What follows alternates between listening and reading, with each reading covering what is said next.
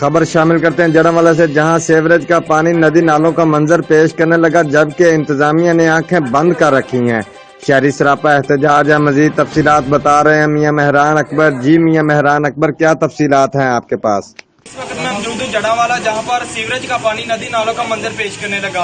आइए शहरी लोग सरापा एहतजाज मेरे पास मौजूद है, इनसे पूछते ये कब से सिलसिला चल रहा है। जी भाई, ये कब से ऐसे हो रहा है? तकरीबन 2 साल से, जब से ये इलेक्शन शेख हबीबुर जीत के गया ना, उसके बाद ये बस हमारा हाल यही है कि 12 बजते हैं पानी गलियों में आ जाता है और हम इतने परेशान हैं कि बच्चे बीमार हो गए हैं, लेकिन हमारी सुनने वाला कोई भी नहीं है। न कमेटी में न चूड़े सुनते, न सफाई करने के लिए कि यहाँ कोई आता है।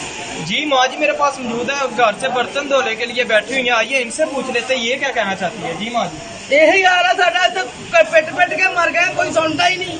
इत्थे सुंडियां दा बूहे मूंह फिरदा वा करिया आ तुसीं घंटे तक देख ले ते किन्ना मूंह करिया फिरना। जमादार नु 3 दिन हो गया आया नहीं।